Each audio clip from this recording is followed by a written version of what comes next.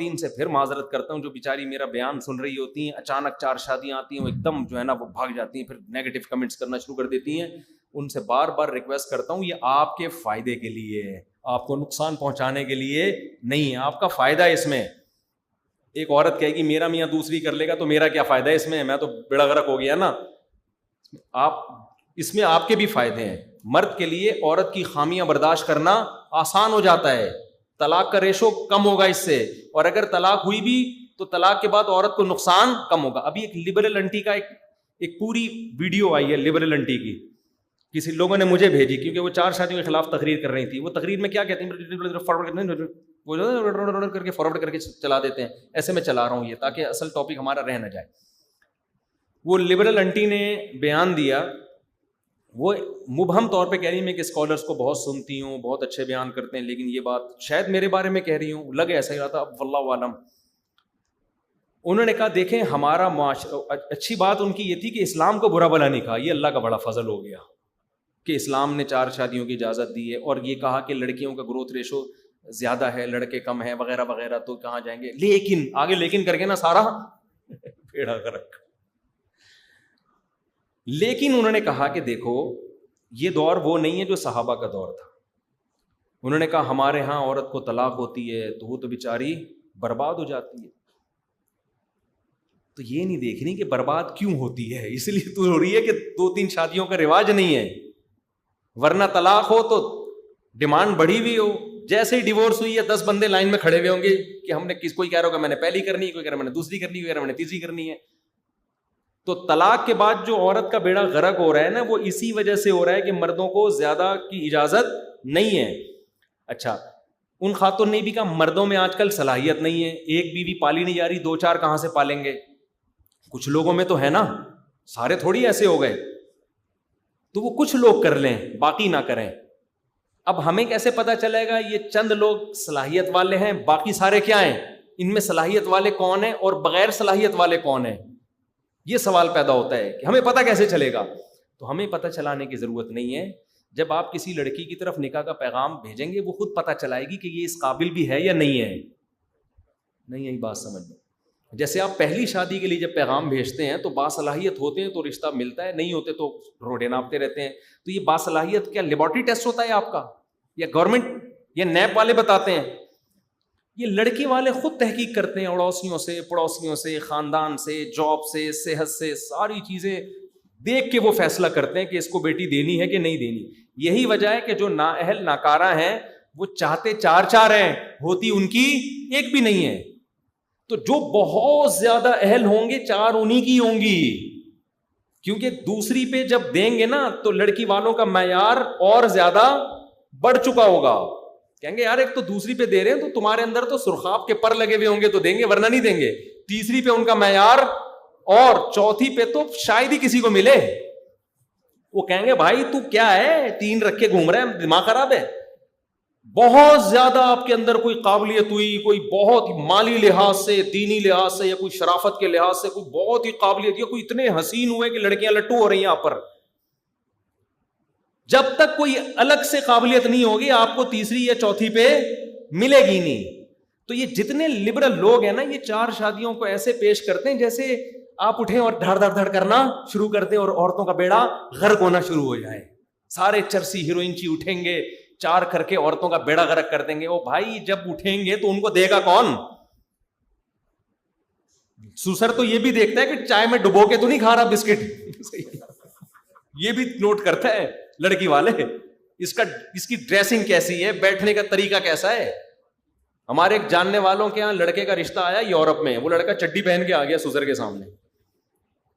وہ کہیں فٹ بال کھیل رہا تھا. اب یورپ میں تو یہ براڈ مائنڈیڈ ہے, وہاں تو وہ لڑکے کا خیال تھا فوراً ہاں ہو جائے گی.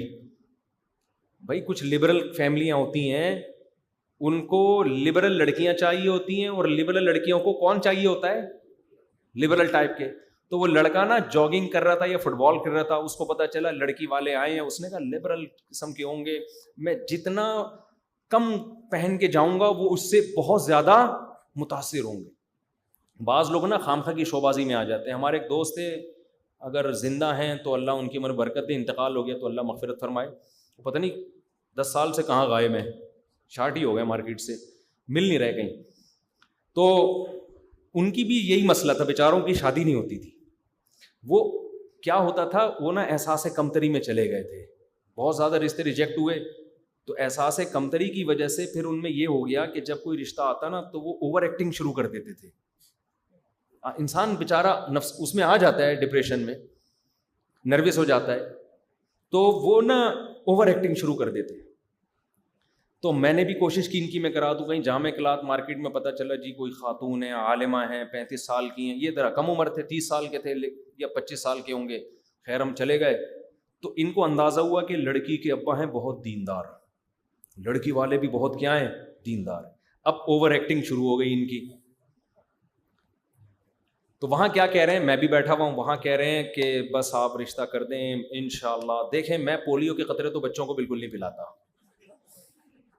اس زمانے میں بڑا ٹرینڈ چل رہا تھا یہ پولیو کے قطرے یہودیوں کی اور اولاد کے جرثومے ختم. یہ دینداری کا معیار تھا کہ جو پولیو کے قطرے نہیں پلاتا اس کا اللہ پہ توکل ہے, جو پلاتا ہے وہ یہودیوں کا. بہت زیادہ, اب تو کافی حد تک کم ہو گیا, یہ پہلے بہت تھا.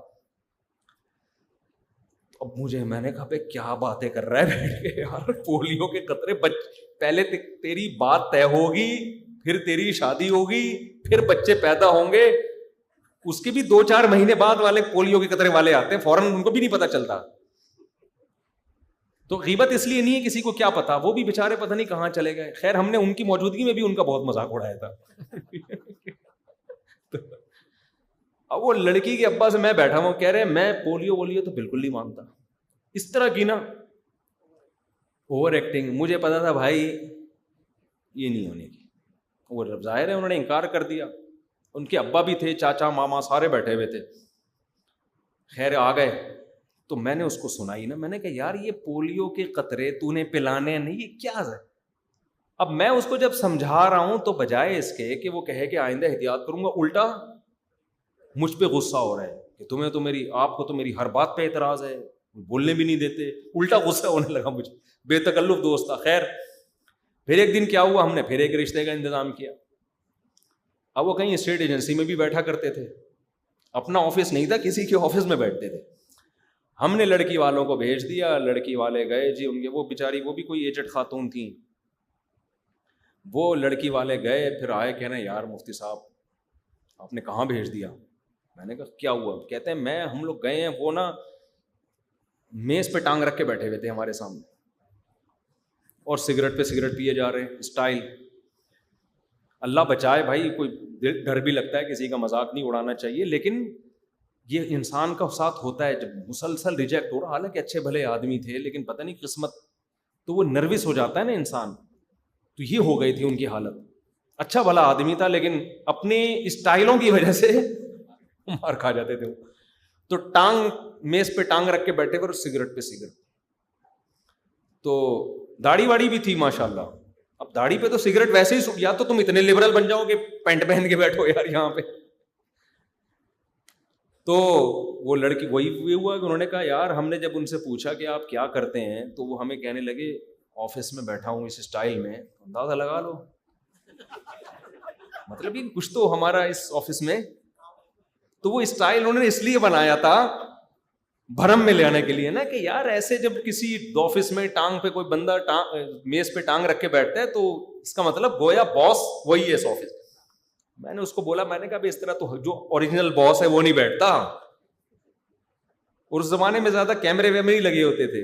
مجھے خیال ہوا میں اس کو بولوں کہ ابھی یہ تیرے سچی مچی کے باس نے دیکھ لیا نا, رشتہ تو گیا, جاب بھی جائے گی تیری. بولے کہ تو باپ ہے کہ اس طرح سے بیٹھا ہوا ہے. تو وہ یورپ میں کیا ہوا کہ وہ ان کا خیال تھا کہ بڑی لبرل کوئی ہوں گے فیملی, جب میں چڈی میں جاؤں گا تو کہیں گے یار ایسا براڈ مائنڈیڈ ہمیں آدمی چاہیے, براڈ مائنڈیڈ, کپڑوں پڑی کی ٹینشن ہی نہیں ہے, بالکل ہنستا کھیلتا چہکتا. اور جو دقیانوس قسم کے ہوتے ہیں وہ تو ہر وقت ٹینشن دیتے ہیں نا, بیگم کو بھی ٹینشن, بیگم یہ پراپر ڈریس پہنو, یہ کیا سلیو لیس کپڑے پہن کے گھوم رہی ہو, کیا گلے میں دوپٹہ, یہ دوپٹہ سر پہ رکھنے کی چیز ہے, گلے میں رکھنے کی, وہ تو ٹینشن دیتا رہے گا نا. اس سے کیوں بات کر رہی تھی, وہ تمہارا کیا لگتا ہے. یہ سارے ٹینشن دیندار گھروں کے ہوتے ہیں. وہ بیگم ادھر ہنس ہنس کے بات کر رہی ہے, آدمی کو غصہ آ رہا ہے, تیرا کیا لگتا ہے جو تو اس سے اتنا ہنس ہنس کے بات کر رہی ہے. تو عورتیں چاہتی ہیں یہ ٹینشن ہمیں نہ ملے. مرد بھی چاہتا ہے ہم سے بھی بیوی نہ پوچھے کہ تم اس سے آنٹی سے کیوں ایسے باتیں کر رہے ہو. تو لوگ چاہتے ہیں ہم بالکل ٹینشن فری زندگی گزاریں, پھر ایسا فری ہوتے ہیں کہ اللہ کی پناہ. تو وہ صاحب چڈی پہن کے ہی بھاگتے ہوئے آ کے بیٹھ گئے. تو وہ لڑکی والوں نے مجھے بتایا, کہہ رہے یار عجیب پاک بےہودہ آدمی ہے یار اس کو تمیز نہیں ہے. ہمارے ہاں جب رشتے والے آئیں تو لڑکا پہلے کبھی زندگی میں نہ نہایا ہو, اس دن سروس اسٹیشن جا کے سروس کروا کے آتا ہے. ایسا ہی ہوتا ہے, سروس کروائے گا بڑے تمیز سے, تیل ویل لگائے گا سر میں, مانگے وانگے بنائے گا, ایسے ادب سے آ کے کالی والی کوئی زبان پہ نہیں آئے گی اس کے, صرف تمیز سے ڈبو کے بھی نہیں کھائے گا وہاں بیٹھ کے. تو چائے میں چینی نہیں ڈالے گا, کیونکہ جتنے بھی بڑے لوگ ہیں نا سب کو شوگر ہوتی ہے, خوب سمجھ لو. غریب آدمی گڑ کے ڈھلے کھا جاتا ہے, اس کو شوگر نہیں ہوتی. تو یہ بھی گھٹیا ہونے کی ایک علامت ہے کہ آپ کو شوگر نہیں ہے. یعنی آج کل نا یہ تو جو ہوتے ہیں نا بالکل ہی نیچ خاندان کے لوگ, وہ گڑ کی چائے پی رہے ہوتے ہیں, گڑ کھا رہے ہوتے ہیں. مالداروں میں یہ ہے کہ بھائی چینی نہیں کھانا ہے, ایکچولی صاحب کو شوگر ہے. غریبوں کی بیماریاں ہوتی ہیں نزلہ زکام کھانسی, مالداروں کی بیماری ہے ایڈز, کینسر, ٹھیک ہے نا, شوگر بہت ہائی ہے. ہمارے حضرت فرمایا کرتے تھے, حضرت کے تو ہر طرح کے لوگوں سے تعلقات تھے نا, فرماتے تھے کہ اکثر میں نے مالدار دیکھے ہیں صبح و شام گولیاں فیشن کے طور پہ کھا رہے ہوتے. صاحب کی صبح کی ٹیبلٹ یہ ہیں, دوپہر کی ٹیبلٹ یہ ہیں, شام کی ٹیبلٹ یہ ہیں, یہ روٹین کا حصہ ہوتی ہیں.